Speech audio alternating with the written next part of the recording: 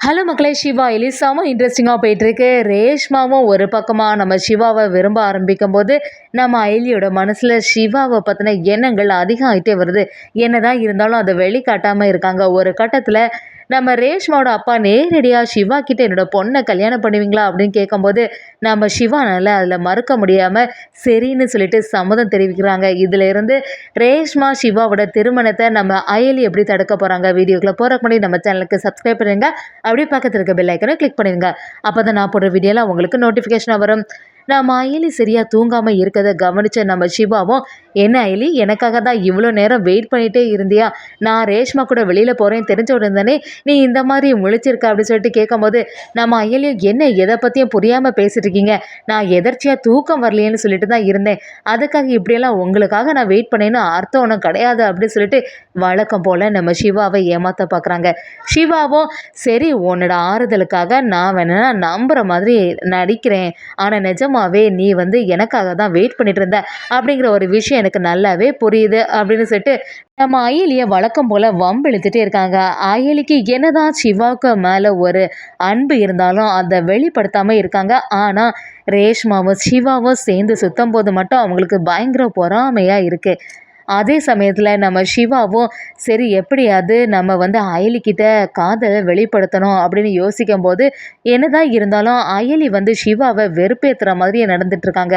அதே சமயத்தில் ஹையர் ஆஃபீஸரும் நம்ம சிவாவை கூப்பிடுறாங்க. நம்ம அயலியும் சிவா கிட்ட ஏதாவது ஒரு முக்கியமான விஷயமா இருக்க போது சிவான்னு சொல்லிட்டு அவசரமாக அந்த இடத்துக்கு போனால் அங்கே ரேஷ்மாவும் இருந்துட்டு இருக்காங்க. அதை கவனித்து நம்ம சிவாவும், எதுக்காக இவ்வளோ அவசரமாக கூப்பிட்டாங்கன்னு புரிய மாட்டேங்குது அப்படின்னு சொல்லும்போது அந்த ஆஃபீஸரும் நம்ம சிவா கிட்ட, ரேஷ்மாவுக்கு உன்னை ரொம்பவே பிடிச்சிருக்கு சிவா, என்ன சொல்கிற நீ, என் பொண்ணை கல்யாணம் பண்ணுறதுல உனக்கு விருப்பமா அப்படின்னு சொல்லிட்டு கேட்கும்போது சிவா அப்படியே ஆச்சரியப்பட்டு நிற்கிறாங்க.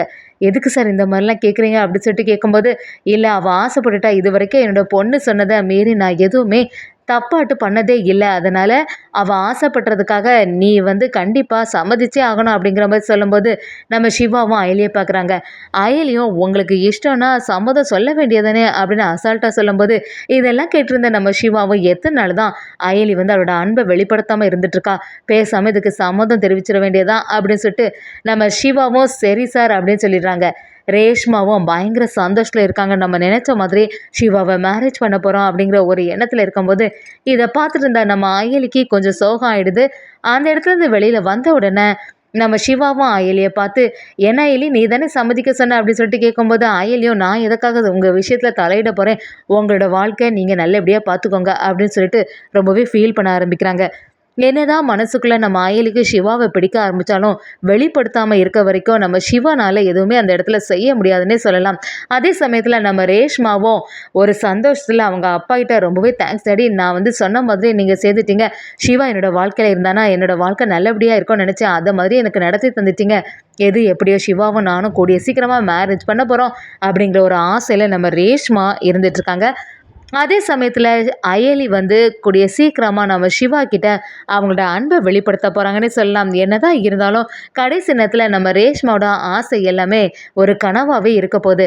வீட்டுக்கு வந்தோடனே வழக்கம் போல் நம்ம அயலியும் அப்படியே முகத்தை அப்படியே டல்லாக வைக்கும் போது சிவாவும் அவங்கள்ட்ட விசாரிக்க ஆரம்பிக்கிறாங்க. எதுக்கு அயலி இவ்வளோ சோகமாக இருக்குது அப்படின்னு சொல்லும்போது, இல்லை நான் எதுக்கு உங்கள் வாழ்க்கையில் தலையிட போகிறேன், அதான் நம்ம இப்போ நிஜமாகவே நாடகம் தானே ஆடிட்டுருக்கோம் ஹஸ்பண்ட் அண்ட் ஒய்ஃபாட்டு, இது என்ன நம்ம நிஜமாக மேரேஜ் பண்ணதா, எவ்வளோ சீக்கிரமாக உண்மைகள் எல்லாத்தையுமே நிரூபிக்க முடியுமோ அவ்வளோ சீக்கிரமாக கண்டுபிடிச்சிட்டு இது எல்லாத்தையுமே சரி பண்ணிட வேண்டியதான், அதுக்கப்புறமா நீங்களும் ரேஷ்மாவும் மேரேஜ் பண்ணிவிட்டு சந்தோஷமாக இருங்க அப்படிங்கிற மாதிரி நம்ம அயலி வழக்கம் போல் சொல்லும்போது நம்ம சிவாவும் ஒரு கட்டத்தில் அவங்களோட அன்பை வெளிப்படுத்துகிறாங்க. கூடிய சீக்கிரமாக அயலியும் அதை புரிஞ்சுட்டு சிவா அயலி ஒன்று சேர போகிறாங்கன்னே சொல்லலாம்.